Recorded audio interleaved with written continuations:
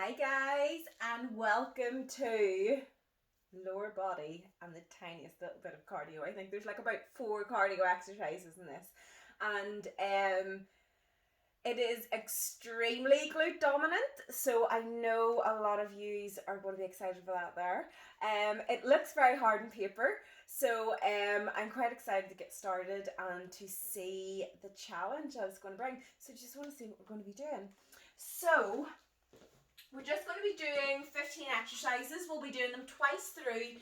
We have a little mixture of cardio in here.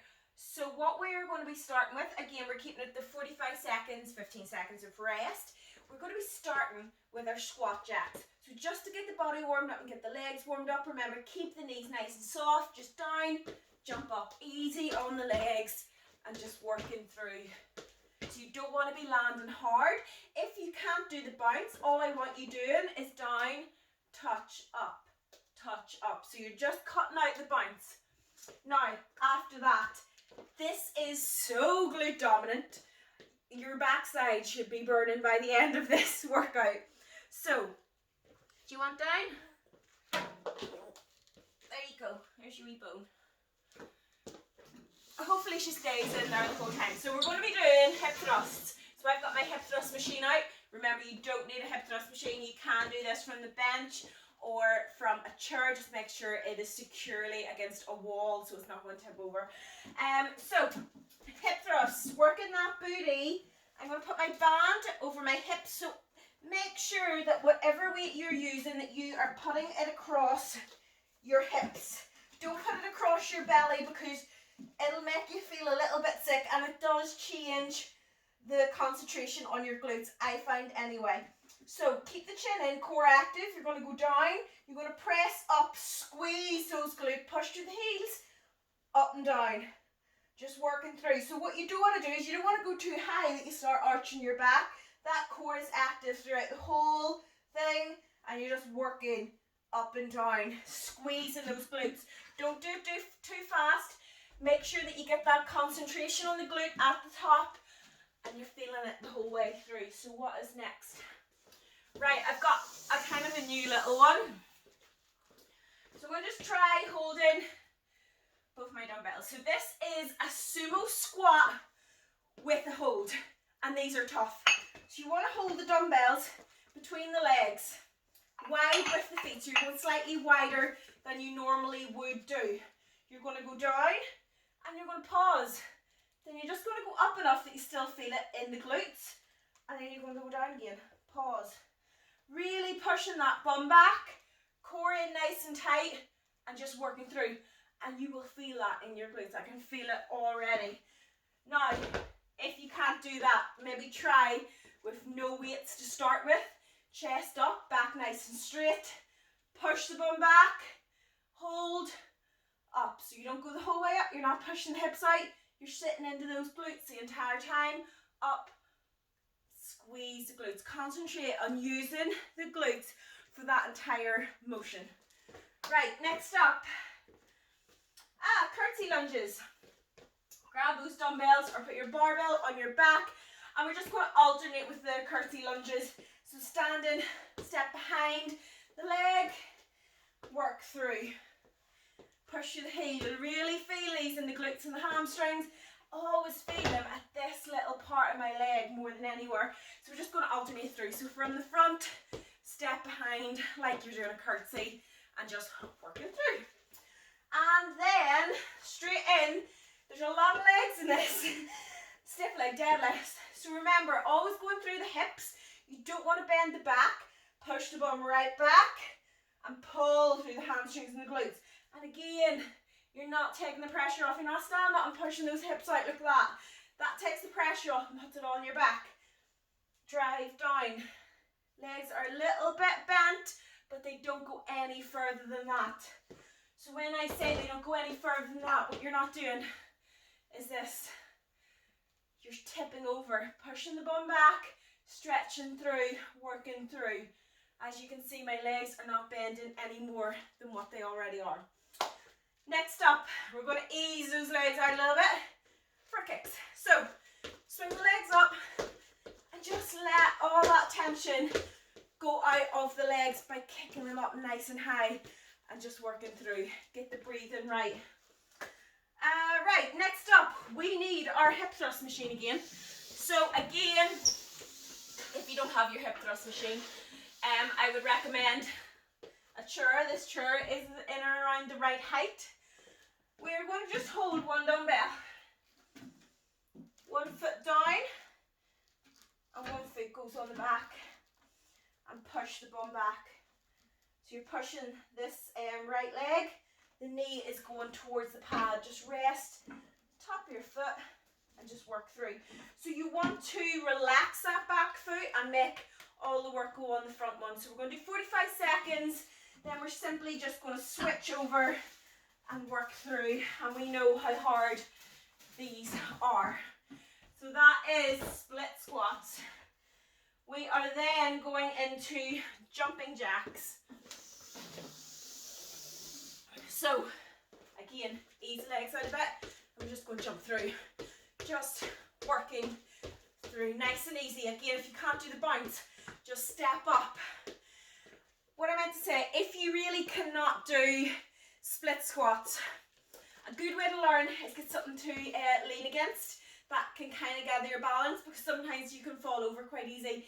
If you have nothing that you can't do split squats, all I want you doing is static lunges, just staying on that leg and working through, okay? I meant to say that when we were doing our splits. So yes, jumping jacks are after split squats. If you can't do the bounce, just step through. Right, next up, we have frog pumps. So, that should be enough. Frog pumps. Lie down with the feet together. You're then going to pump up just like that. So this one is a little bit fast, but you want to squeeze and hold at the top. If you do have a weight that you can put across your hips, you can give it a go and see if it's too difficult, or you always want that challenge. So you can put a little bit of weight across your hips.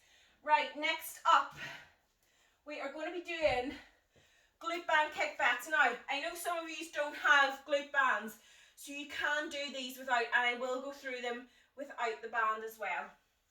What you want to do, get the band round the knees. These also work with the rubber bands that you can get, the rubber resistance bands. It's just these ones are a wee bit more comfortable. They don't fold over and stuff. They're not that dear off Amazon, but if you don't have them, I am going to give you an option. So, down onto all fours. You're going to lift one leg and you're simply going to kick back, keeping that tension on the band the entire time. So we're going to do 45 seconds. We're then going to switch over to the other side. Now, if you don't have glute bands, it is literally nearly as hard doing them without. So, down onto all fours, leg out, and you're simply just going to go up, squeezing through the glutes. You're relaxing the leg and concentrating on the glute to work. Or you can bend the leg and you can kick up like that. What happens with the donkey kick is I finally get to the top and I can just give the glute that extra little bit of a squeeze. We're then going to simply switch over and you want to kick up. But when you're doing it with no weight, it is so important to concentrate in your form, to concentrate that you're using the correct muscles and you're really squeezing and working through, because it will be slightly easier. It's always going to be harder if you've got some sort of resistance, but it is completely doable to do that one without a weight, so don't worry about that.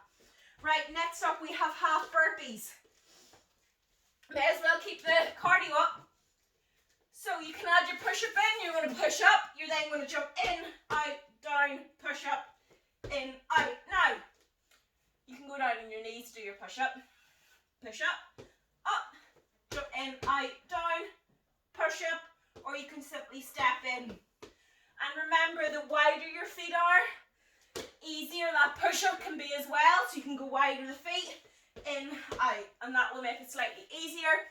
Again, if you have a bench, rest against the bench that's just raised up off the floor a little bit more.